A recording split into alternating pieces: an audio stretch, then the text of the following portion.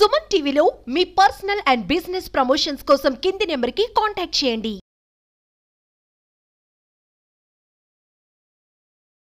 Hi hello viewers, welcome to Suman TV. నేను మీ అమర్నాథ్. ఈరోజు మన ముందున్నారు డాక్టర్ అనుపమ మరువాడ.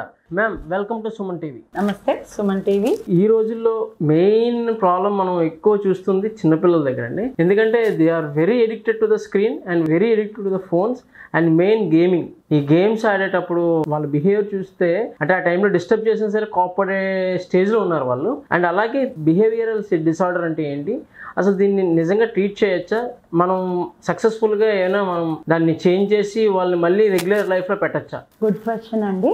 ఇప్పుడు దీన్ని 2 పార్ట్స్ కింద తీసుకుందాం అండి. ఒకటి ఫోన్ ఎడిక్షన్స్ అవి, ఇంకొకటి బిహేవియరల్ ఇష్యూస్ కింద. మీరు ఎప్పుడైనా సరే బిహేవియర్ ఇష్యూ అని మాట్లాడారు అంటే పిల్లవాడిని ఒక్కడిని చూస్తే మీరు ఏ ట్రీట్మెంట్ ఇవ్వలేరు. ఎందుకంటే ఆ బిహేవియర్ కారణం ఎక్కడో ఉంటుంది, వేరే చోట. సో పిల్లల ప్రపంచం తల్లిదండ్రులు లేదా వాళ్ళ ఫ్యామిలీ, వాళ్ళ ఉన్న ఎన్విరాన్మెంట్. సో అది గనక మారితే పిల్లల్లో బిహేవియర్ మార్పులు చాలా ఈజీగా తీసుకురావచ్చండి.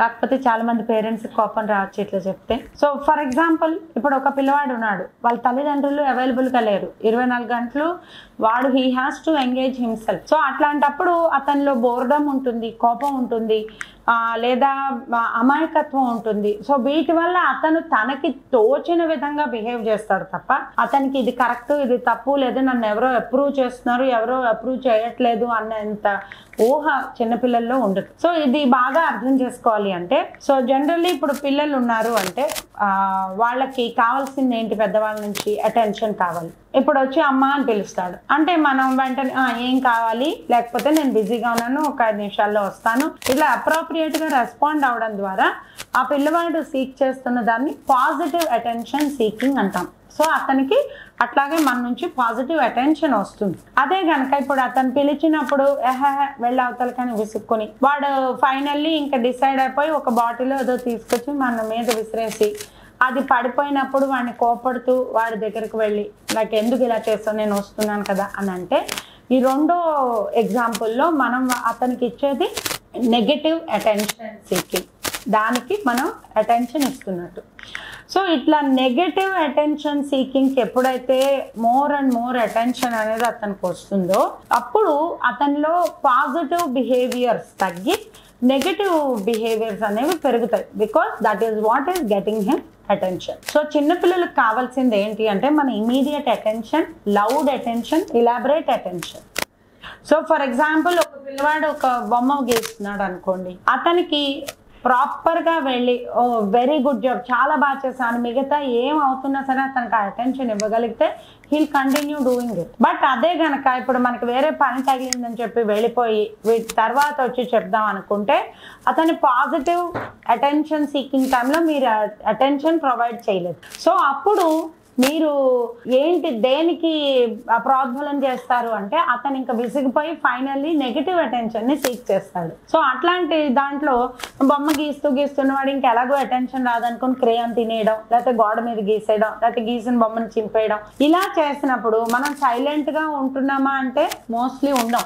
మనం అరుస్తాము, కోపడతాము, ఏ పని ఉన్నా సరే ఆపేసి వెళ్ళి వాళ్ళని ఆపడానికి ప్రయత్నిస్తాం. సో ఇతనికి కావాల్సిన immediate attention, loud attention and elaborate attention దేనికి దొరుకుతుంది అంటే నెగటివ్ బిహేవియర్ దొరుకుతుంది.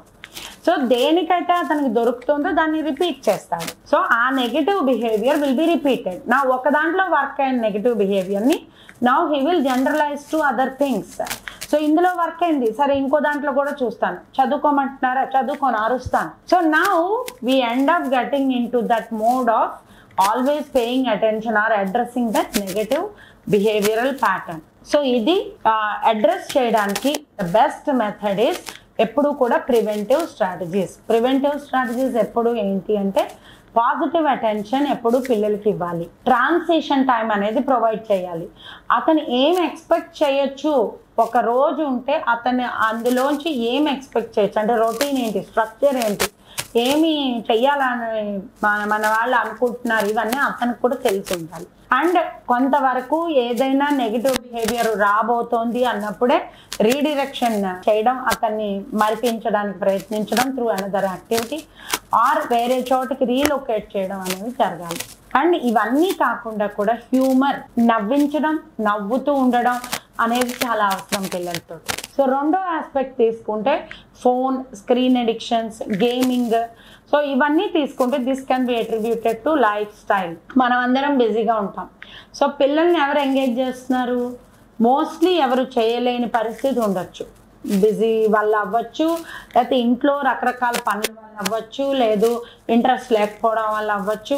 సో ఇప్పుడు ఈజియెస్ట్ ఎలక్ట్రానిక్ బేబీ సిట్టర్ అంటారు వీటన్నిటిని. ఎందుకంటే ఓ ఫోన్ ఇచ్చేసారు అనుకోండి, ఓ స్క్రీన్ పెట్టేశారు, ఓ గేమ్ పెట్టారు అనుకోండి, సో మీరు ఇంకేం చేయక్కర్లేదు, ఆ పిల్లవాడు ఎంగేజ్ అయిపోతూనే ఉంటాడు. సో కొన్నాళ్ళు బాగానే ఉంటుంది బికాస్ హీఈస్ ఎంగేజింగ్. బట్ ఏదైనా సరే కొంత అలవాటు అయిపోగానే ఇంకొంచెం కావాలి అనేది మనస్తత్వం మనకు ఉంటుంది. ఇంకొంచెం బికాజ్ ఆ కిక్ ఇంకా ఆ కొంచానికి రాదు. సో ఇంకొంచెం కావాలని మనసు కోరుకుంటుంది. సో మొదట్లో 1/2 గంట ఆడేవాడు అరగంట ఆడతాడు, 40 నిమిషాలు ఆడతాడు, 2 గంటలు, 3 గంటలు, 5 గంటలు, 10 గంటలు ఇలా వెళ్ళిపోతూ ఉంటుంది.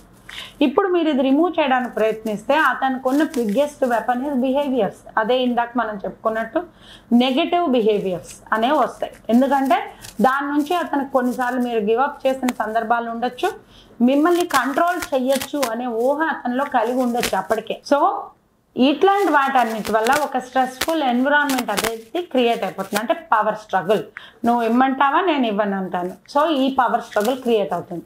ఇవన్నీ పక్కన పెడితే బిహేవియర్స్ కింద వీటిని అడ్రస్ చేసుకోవచ్చు. ఇవన్నీ పక్కన పెడితే ఏంటి అవుతోంది అంటే, ఒక ఫోన్ కానీ ఒక ఈ గేమ్స్ కానీ ఆడుతున్నప్పుడు అతనిలో మొదట్లో అడ్రినలిన్ అనేది ప్రొడ్యూస్ అవుతుంది. దానివల్ల ఏంటి, ఉత్తేజం కలుగుతుంది.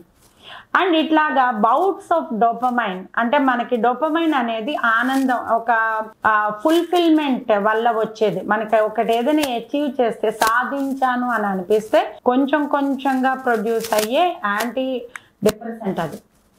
కానీ ఈ గేమింగ్లు వీటి వల్ల ఏంటంటే ఒక ముద్దలుగా అలా మన దగ్గరకు వచ్చి పడిపోతుంటే ఎలా ఉంటుందో అలా ఉంటుంది. అంటే ఆ టైంకి ఎక్సైట్మెంట్ కలుగుతుంది, ఎస్ ఐ డిడ్ ఇట్ అనిపిస్తుంది. కానీ అది ఓవర్ బర్న్ చేసేస్తుంది. దానివల్ల ఏంటంటే చిన్న ఆనందాలు, పిల్లల్లో ఏదైతే ఆనందాన్ని కలిగించాలో వాటి వల్ల ఆనందపడకుండా ఇంకేదో ఎక్సైట్మెంట్ గురించి ఎదురు చూస్తూ ఉంటారు. సో దానివల్ల ఏంటంటే వాళ్ళకి ఎంత ఎక్కువ ఎక్సైట్మెంట్ ప్రొవైడ్ చేసినా వాళ్ళకి అది ఎక్సైట్మెంట్ అనిపించదు. సో ఇంకా అందుకు వీళ్ళు అడిక్షన్లోకి వెళ్ళిపోతూ ఉంటారు. ఈ అడ్రినలిన్ ఏదైతే ఉందో బాడీలో, that makes them think irrationally or ఒక బ్లర్డ్ థింకింగ్ లాగా ఫామ్ అయిపోతుంది. రకరకాలుగా హెడ్ టు టో చేంజెస్ చేస్తుంది అది. ఈ యాంటీ డిప్రెసెంట్ అనేది కనుక మన బాడీలో ప్రాపర్గా ప్రొడ్యూస్ అయితే మనం ఆనందంగా ఉండడానికి హెల్ప్ చేస్తుంది. కానీ అదే ముద్దలుగా లేదా అక్కడ ఇక్కడ దాని ఇష్టం వచ్చినట్టు ప్రొడ్యూస్ అవుతుంటే అది మనలో కలిగించాల్సిన ఆనందం కన్నా ఇట్ క్రియేట్స్ ఓవర్ ఎక్సైట్మెంట్ వల్ల ఏమవుతుంది, మన బాడీలో ఉన్న ఎనర్జీ బర్న్అవుట్ అయిపోతుంది. సో అది అయిపోగానే మళ్ళీ కిందకి పడిపోతాం మనం. So there will be over excitement, అది లేనప్పుడు డిప్రెషన్, మళ్ళీ ఓవర్ ఎక్సైట్మెంట్, మళ్ళీ డిప్రెషన్, అలా వెళ్తూ ఉంటుంది. కాబట్టి ఈ పిల్లల్లో మనస్తత్వం చాలా మంది పేరెంట్స్ ఇప్పుడు అర్థం చేసుకోలేకపోతున్నారు. ఎందుకంటే ఒకప్పుడు వీళ్ళు గేమ్స్ ఆడి ఉండరు. సో దానివల్ల ఎలాంటి ఎఫెక్ట్స్ అది పిల్లల్లో కాజ్ చేస్తుంది అనేది అర్థం చేస్తారు. సో ఏమవుతుంది, it all ends up in big power struggle. Or parents అబ్రప్ట్గా అనుకుంటారు నేను ఇంక ఇవాళ నుంచి రిమూవ్ చేసేస్తాను. సో దానివల్ల కూడా ప్రాబ్లమే. ఎందుకంటే ఒకళ్ళని ఎవరైనా ఛాలెంజ్ చేసాము అంటే మనం వాళ్ళని రెచ్చగొట్టినట్టు. సో రెచ్చగొట్టినప్పుడు ఏమవుతుంది, ఎవరు పవర్ఫుల్గా ఉంటే వాళ్ళు విన్ అవుతారు. అండ్ యూజువల్లీ మీరు విపరీతమైన అబ్యూజివ్ పేరెంట్స్ అయితే తప్ప పిల్లల్ని విన్ చేయలేరు. బికాస్ ఒక లెవెల్ తర్వాత you want to consider their feeling. So it usually feels like you are giving in to their demands. పిల్లలకు కూడా తెలుస్తుంది అది ఇంకో లెవెల్ తర్వాత వీళ్ళు మన ఏం చేయలేరు అని. అందువల్ల ఇదంతా ఒక బిహేవియరల్ ప్యాటర్న్ కింద డెవలప్ అవుతుంది. వీటి అన్ని కండిషన్స్లో కూడా పేరెంట్స్ చేంజ్ అవ్వడం వల్ల పిల్లల్లో గొప్ప మార్పులు వస్తాయి. దీనికి హెల్ప్ చేయడానికి కాగ్నిటివ్ బిహేవియర్ థెరపీ అనేది ఉంటుంది. అండ్ అది మీరు ప్రొఫెషనల్ దగ్గరికి వెళ్తే వాళ్ళు మీకు హెల్ప్ చేయగలుగుతారు. Thank you so much. Thank you అండి. మీకు మీ సుమన్ టీవీ ప్రేక్షకులందరికీ థ్యాంక్ యూ.